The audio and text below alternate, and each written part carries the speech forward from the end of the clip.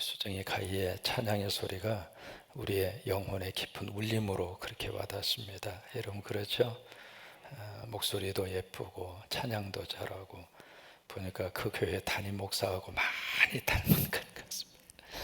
다시 한번 우리 수정이 가희 고마운 마음을 담아서 우리 박수 한번 해주셔요. 너무 잘했어요. 이따가 끝날 때 한 번 더 해요. 다시 한번 듣고 싶은 마음이 있습니다. 그러면 월요일부터 우리 20% 가능한 예배의 문을 하나님이 열어주셔서 한 주간 동안 이렇게 새벽재단 하게 돼서 너무 감사했습니다. 예배 때마다 은혜가 되고 아멘도 안 하시지만 저는 은혜가 됐다 이 말이에요. 예배 때마다 기대가 되고 예배 때마다 하나님이 어떻게 역사하실까. 그동안에 수없이 많은 강대상을 섰습니다마는 이번 주 한 주간처럼 이렇게 새벽에 오시는 성도들의 얼굴이 그렇게 그립고 사랑스럽고 그렇게 아름답고 진심입니다. 그런 마음이 드는 한 주간의 예배였습니다. 함께 해주신 여러분 다시 한번 감사하고 바라기는 이런 예배에 대한 사모함과 기대감과 예배에 대한 정성이 우리 인생을 사는 날 동안 계속 됐으면 얼마나 좋을까. 근데 사람은 그렇지 않습니다. 어떤 절박함이 있고 안타까움이 있으면은 그 순수함과 열정과 그 마음을 붙듭니다만은 이게 어느 정도 이제 조금 이렇게 정상으로 회복이 되고 정상의 상태로 우리가 가고 나면 그 마음 자체가 더 풀어집니다. 오늘 성경은 이스라엘 백성들에게서 참 귀한 것을 발견할 수 있는데 느헤미야를 통해서 이제 성벽이 완성이 되잖아요. 그리고 에스라를 통해서 말씀의 역사가 나타납니다. 이 두 가지 것은 항상 함께 가야 됩니다. 이 성벽을 완성했다는 이야기는 우리식으로 말하면 이 하드웨어를 만들었다 그 말이에요. 여러분 컴퓨터로 보시면 하드웨어가 있잖아요. 그 하드웨어라고 하는 것을 느헤미야를 통해서 완성을 시켜주시는 것이거든요. 그러면 이 에스라를 통해서 말씀의 역사가 나타나게 하신 것은 그 하드웨어에 들어가는 소프트웨어입니다. 이 프로그램이 돌아가야 되지. 프로그램이 들어가서 거기에 인스톨이 돼서 프로그램이 돌아가야 이 하드웨어의 그 참다운 맛을 그렇게 낼 수 있는 것처럼 이 성벽이 완성이 됐다. 이걸로 그치면 의미가 없습니다. 이 성벽이 완성이 됐다는 이야기는 그릇이거든요. 그릇이 이제 완성이 된 거예요. 그러면 그 그릇에다가 무엇을 담을 것인가? 그 내용에 대한 부분을 누가 채우는가? 에스라가 채웁니다. 예배라고 하는 이 그릇이 있습니다. 이 그릇에다가 뭘 채울 것인가? 우리 정성을 채우고 우리 믿음을 채우고 우리 마음을 채우고 우리의 고백을 채우고 그래 채우는 거예요. 그러니까 채우는 것이 중요하잖아요. 내용물이 중요하죠. 그런 것처럼 이스라엘 백성들이 에스라, 느헤미야 이 두 권의 성경 속에서 그것을 우리에게 잘 보여주고 있습니다. 이 성벽이 완성이 된 것이 6월 25일입니다. 52일 만에 성벽을 완성하기 위해서 그들은 최선을 다한 거죠. 다른 것을 다 전폐하고 오직 이 일에 매진을 합니다. 그렇게 해서 이제 52일 만에 공사 구간이 42군데입니다. 이 42군데의 공사 기간을 느헤미야 혼자서 했느냐? 안 그래요. 각 구간마다 전부 다 담당했던 사람들이 있잖아요. 여기서 여기까지는 당신이 담당하고 여기서 여기까지는 당신이 담당하고 하나님의 일도 마찬가지입니다. 1교구는 누가 담당하고 1지역은 누가 담당하고 2교구는 누가 담당하고 3교구는 4교구는 그렇게 해서 하나님의 세우신 이 참목사와 더불어서 같이 성벽을 쌓는 거예요. 어느 한 군데라도 이게요 허물어지면 다른 것 아무리 잘 쌓았어도 그쪽으로 들어오게 됩니다. 그래서 우리 교회의 모든 사역의 현장마다 여러분들이 함께 성벽을 쌓는 거예요. 은혜의 성벽을 쌓고 말씀의 성벽을 쌓고 축복의 성벽을 쌓고. 왜요? 이 성벽을 쌓아 놓아야 마귀와 사탄이 왔다가도 여기는 우리가 들어갈 틈이 없구만 그리고 도망간다 이 말이에요. 그래서 성벽을 쌓아요. 교회 학교도 성벽을 쌓고 어린이집도 성벽을 쌓고 각 부서도 성벽을 쌓고, 그래서 42개의 공사 현장에서 이 모든 이스라엘 백성들이 한 마음 한 뜻이 돼서 같이 할렐루야 아멘 하면서 같이 쫙 하고 일어나서 마음이 모아지니까 불가능하다 생각했던 그 공사가 52일 만에 완성이 되더라 이 말이에요. 내가 보기에 못하죠. 하나님 보실 때는 못하는 게 없습니다. 내가 보기에 불가능하죠. 하나님 보시기에는 가능합니다. 내가 보기에는 길이 없죠. 하나님 보시기에는 길이 있습니다. 어떤 방법을 통해서라도 하나님이 길을 내시고 문을 열어주시고 갈 길을 인도하시고 하나님이 역사합니다. 믿으시면 아멘 한번 하실까요? 그거예요. 그렇게 해서 52일 만에 이 성벽을 딱 완성을 했는데 이제 완성이 됐으니까 얼마나 기뻐요. 얼마나 감격하여 됐다. 그리고 손 놓은 게 아닙니다. 7월 1일부터 그들은 함께 모였습니다.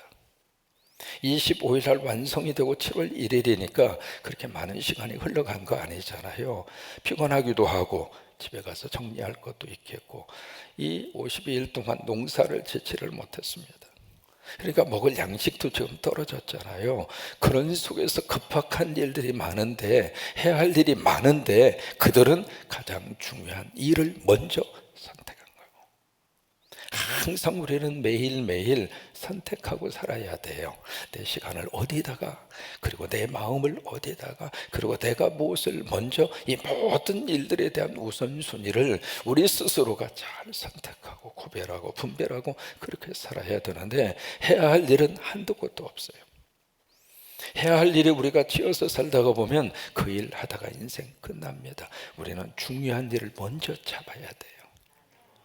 그들은 7월 1일 모였습니다. 모여서 뭘 했는가? 이때부터 이스라엘 사람들에게는 절기가 쭉 시작이 되는데 바로 7월 1일 나팔절이잖아요. 그 다음에 7월 10일 바로 속죄일입니다. 대속죄일이라고 하는 절기가 7월 10일이거든요. 7월 10일. 그 다음에 7월 15일부터 초막절입니다. 이 초막절이 어느 정도 시작하는가? 7월 22일까지 시작합니다. 그러니까 7월 1일부터 시작을 해서 7월 22일까지 한 달 동안 계속 절기가, 우리식으로 하는 특별 집회가 이루어지는 거예요. 7월 1일이 지금 우리식으로 말하면 1월 1일입니다. 신년이 돼서 나팔을 불어요. 나팔과 함께 새로운 해를 출발을 합니다. 이제 그렇게 해서 절기가 시작이 되는데, 그렇게 해서 쭉 절기가 시작이 되면서 7월 22일까지 그들이 같이 모여서 에스라를 통해서 말씀을 듣고, 그렇게 하면서 그 말씀을 통해서 그들 안에 하나님께서 회개의 영을 불어넣어 주셔서 그 백성들이 막 울잖아요.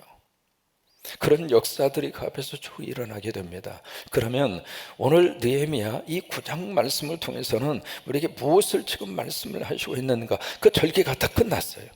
1일부터 시작해서 22일까지 절기가 다 끝났는데, 그 다음에 1절에 보시면 무슨 역사가 나타나고 있는가? 1절에 보시면 날짜가 나옵니다.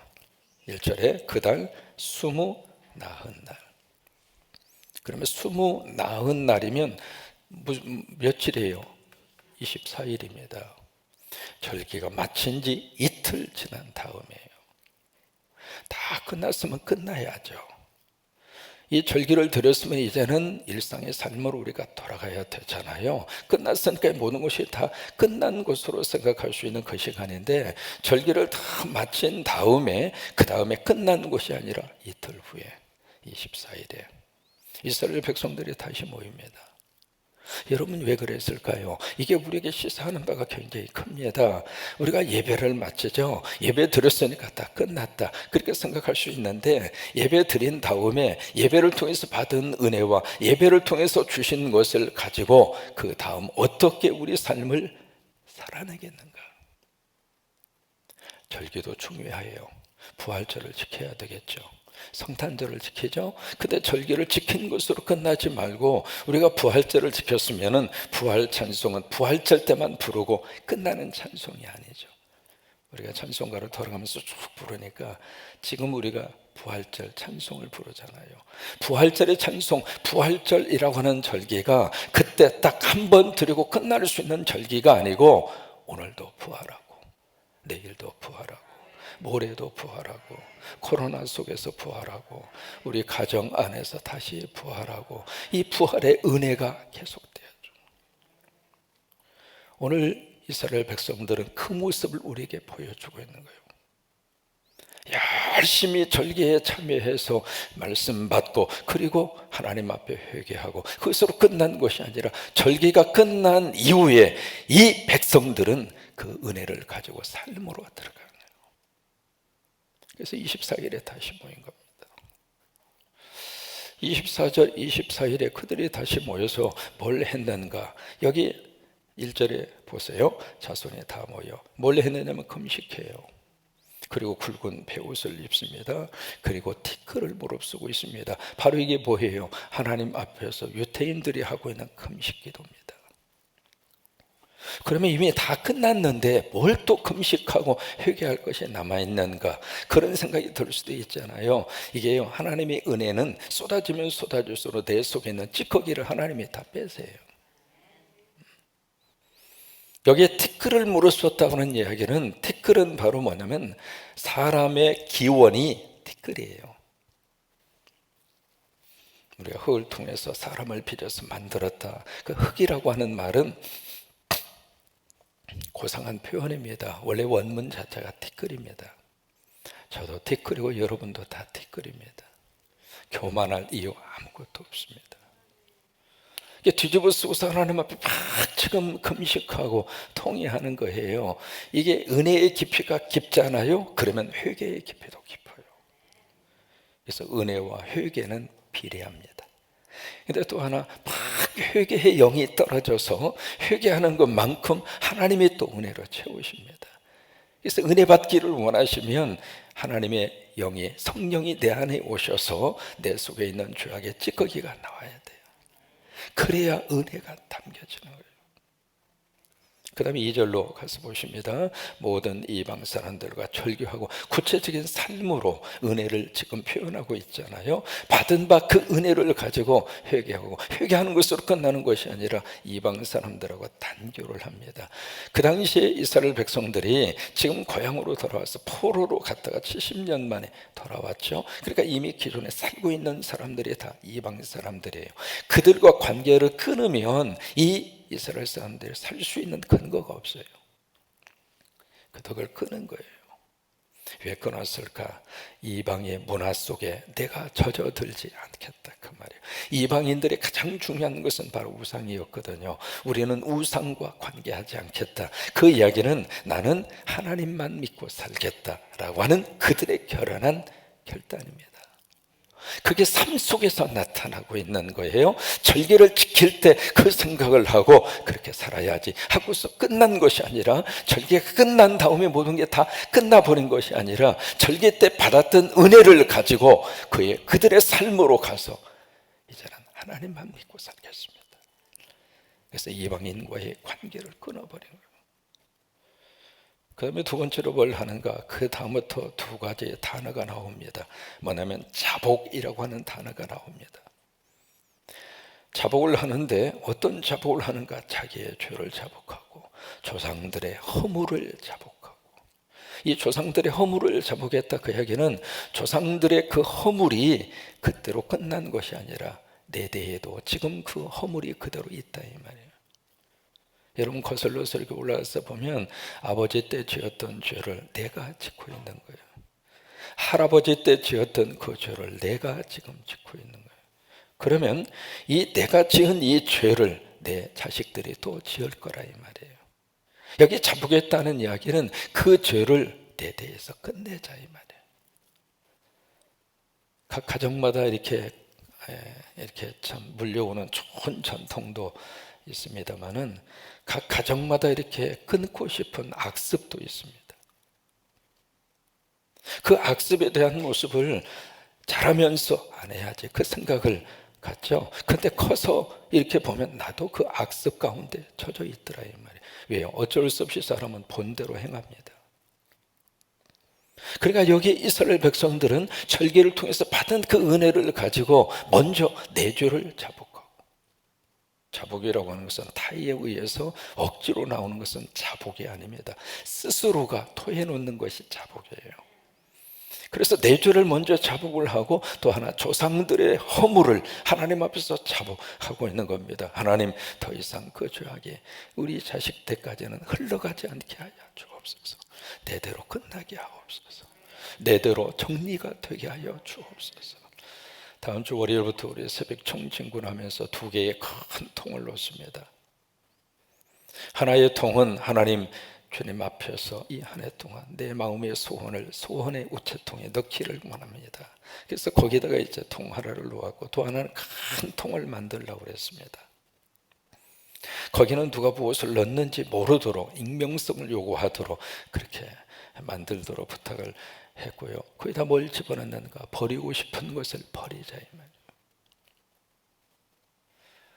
가정 안에 이렇게 놓아서는 안 되는 물건들이 있어요. 그게 우리가 보기에는 부모님들의 취미이기도 하고, 어쩌다 내가 필요하다고 생각해서 놓을 수도 있습니다만은, 자식들의 입장으로서는 그것을 나도 모르게 보면서 삽니다. 있어서는 안 되는 것은 버리셔야 합니다. 내 가정에 속아서는 안 되는 것은 내 가정에서 빼내야 합니다. 그래야 내 가정이 거룩합니다. 거룩해야 성령이 내 가정을 떠나지 않습니다. 왜 조상들의 죄의 허물을 이 자손들이 그렇게 하나님 앞에서 자복할까? 버리는 거예요. 그 일이 언제 일어났는가? 절기가 끝난 후에. 그 일이 그들의 삶을 통해서 그렇게 나타나고 있습니다. 3절입니다. 4분의 1 시간씩 그들의 제자리에 서서 하나님의 말씀을 낭독하고, 그러니까 여기 이제 먼저 말씀이 있는 거죠. 하나님의 말씀을 낭독하고, 여기 낮 4분의 1, 그걸 이제 우리식으로 시간을 계산하려면, 그러니까 4분의 1 동안 말씀을 하고 4분의 1 동안 자복하고, 이런 식으로 지금 나와 있거든요. 이제 우리식으로 계산을 해보면 4분의 1이라는 게, 여기서 이제 말씀을 낭독한 게 오전 6시에서 9시까지예요. 3시간 동안. 그 다음에 자복한 것은 9시에서 12시까지예요. 3시간. 그래서 여기 3시간, 여기 3시간, 그렇게 시간을 할당을 한 거예요. 그래서 3시간 동안 많은 말씀을 막 들은 거예요. 3시간 동안 말씀을 듣고, 그 다음에 3시간 동안 뭘 하는가? 자복한 거예요. 이게 이제 그들 속에서 일어났던 그런 영적 하나의 무브먼트입니다. 그게 이제 절기를 통해서 나타나게 된 거거든요. 그래서 3시간 동안 말씀을 막 받은 다음에, 그 다음에 말씀 받고 나니까 하나님 앞에서 이것도 잘못하고 저것도 잘못하고, 그 죄를 하나님 앞에서 다 지금 꺼내놓는 거예요. 그 다음에 자복과 더불어서 그 다음에 뭐가 나타나는가? 경배가 나타납니다. 이게 참 순서가 참 묘합니다. 말씀이 먼저입니다. 말씀이 있는 곳에 말씀의 역사가 나타나는데, 말씀의 역사가 나타나면서 내 안에 있는 죄를 끄집어내 주십니다. 다 찌꺼기를 끄집어내 주시는. 하나님의 교회가 살기 위해서는 강대상이 살아야 합니다. 그 이야기는 말씀이 살아야 돼요. 말씀이 산다는 이야기는 성경으로 들려지고 해석되어져야 합니다.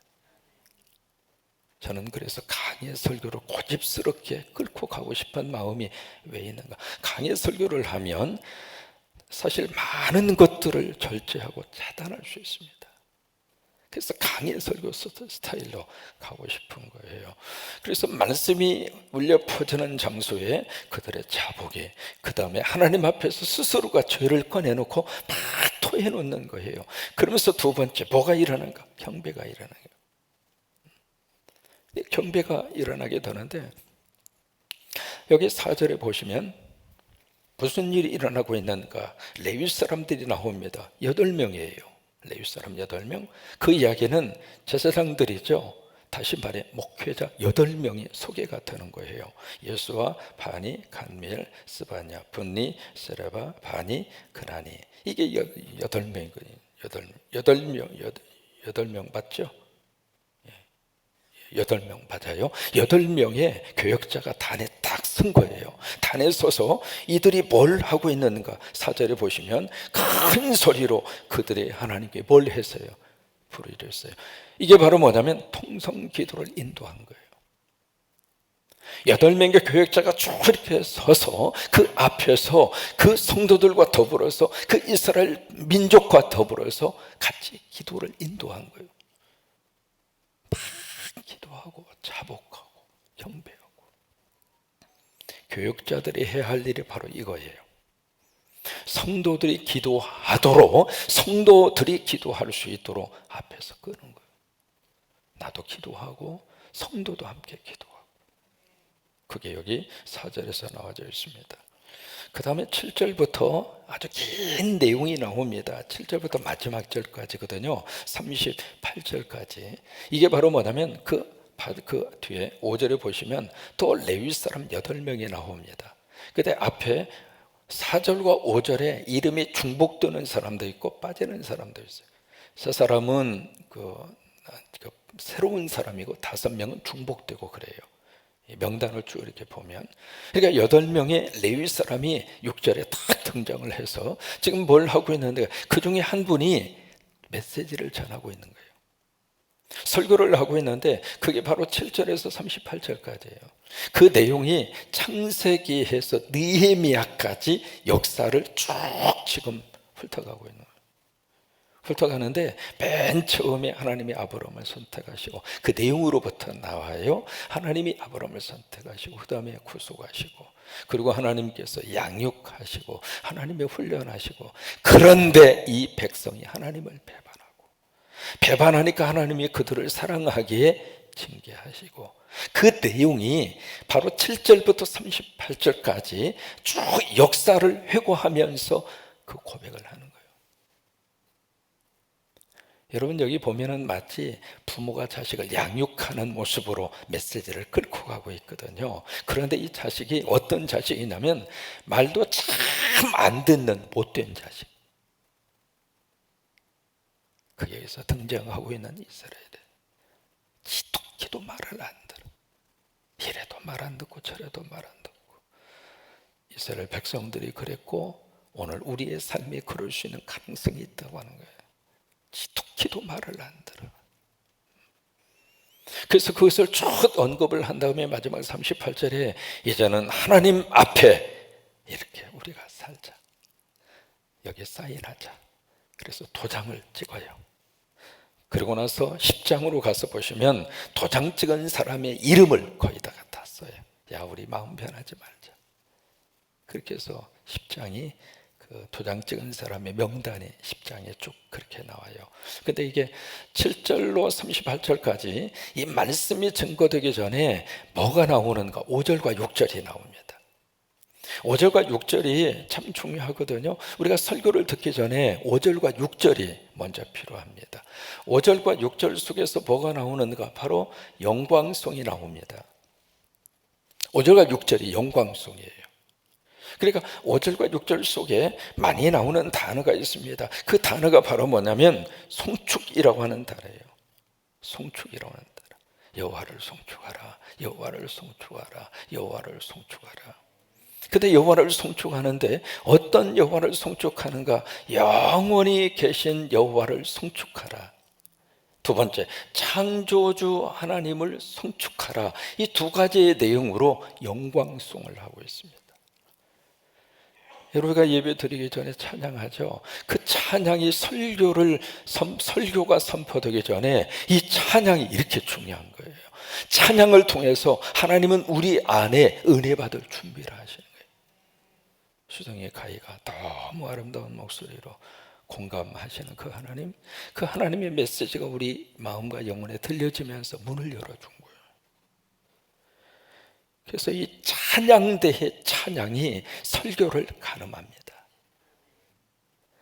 찬양을 통해서 하나님 우리 마음을 다스려 주고, 그리고 나서 7절 이하에 하나님의 말씀이 그들 속에 선포될 때, 그때 그들의 영혼 속에 그 말씀이 들어가는 거예요. 영광송의 주제 두 가지, 영원하신 하나님, 그 다음에 창조주 하나님, 다시 말해서 하나님이 이 세상의 모든 주권자가 하나님이시다. 그래서 영광송을 부를 때에는 차례에서 일어나는 거예요. 오늘 성경에도 5절과 6절에 여러분 자세히 읽어보세요. 다 일어나서 했어요. 우리가 일어나서 영광송을 하잖아요. 성부, 성자와 성령 영광송이거든요. 그때 일어나서 하나님 앞에 영광의 찬양을 올리는 거예요. 그러면서 영원하신 하나님, 창조주 하나님, 이 역사의 모든 주권이 하나님의 손에 있습니다. 하나님 영광 받아 주옵소서. 영광송을 높여줘. 어제 미국에 46대 대통령 취임식이 있었습니다. 관심이 있어서 취임식을 특별히 중요한 부분을 좀 이렇게 뽑아서 좀 봤습니다. 여러 가지 이제 뭉클함도 있습니다만 저는 미국의 대통령 취임식을 볼 때마다 어느 때는 그런 생각이 들었어요. 이것은 취임식이 아니라 예배다. 그렇게 느껴질 때도 있었고요. 어제는 이제 조금 다른 포맷으로 그렇게 취임식을 진행을 하더라고요. 근데 그중에 대법원장 앞에서 대통령이 선서를 합니다. 그 선서는 조지 워싱턴 대통령 때부터 지금까지 자꾸 하나 변하지 않고 그대로 해요. 하는데 선서 내용이 이제 뻔하죠. 헌법을 준수하고 뭐 국민들을 보호하고 뭐 이제 그런 내용으로 쭉 되어져 있는데 가장 마지막에 꼭 하는 말이 있습니다. 뭐냐면 God help me. 하나님 도와주세요. 전 세계 대통령이라 하더라도 하나님이 도와주셔야 그 일을 할 수 있는 거예요. God help me. 하나님 도와주세요. 어제 이제 되게 왼손을 성경책 위에다가 손을 얹잖아요. 되게 본인들이 가지고 옵니다. 의미 있는 성경책을 가지고 와요. 오바마 대통령 때는 아브라함 링컨 대통령이 썼던 성경을 특별히 빌려와서 그리고 본인이 쓰는 성경을 위에다가 얹어서 한 권일 때도 있고 두 권일 때도 있고 각자 좀 달라요. 어제는 바이든 대통령의 그 가족이 큰 두꺼운 이런 성경책을 가지고 왔더라고요. 근데 그 성경책이 그 가문의 127년 동안 이어져 내려온 가보라고 합니다. 이 성경책이 이렇게 두껍잖아요. 그래서 이제 부인이 이렇게 들고 있고 남편이 그 성경 위에다가 왼손을 얹고 오른손을 들고 그리고 선선을 하거든요. 선선을 하는데 마지막 그 장면, God help me. 하나님 도와주세요. 왜 그 고백을 할까요? 하나님이 역사의 주인이십니다. 그래서 하나님이 도와주셔야 삽니다. 그것을 거기다가 담아놓고 있는 거예요. 우리 수정이 가의 앵콜 찬양수 가사도 너무 가슴에 뭉클거리고 목소리도 그러고 우리 수정이 가에 다시 한번 우리 가사가 공감이 되죠. 예, 공감하시네. 다시 한번 하나님 앞에 찬양을 올리시기를 바랍니다.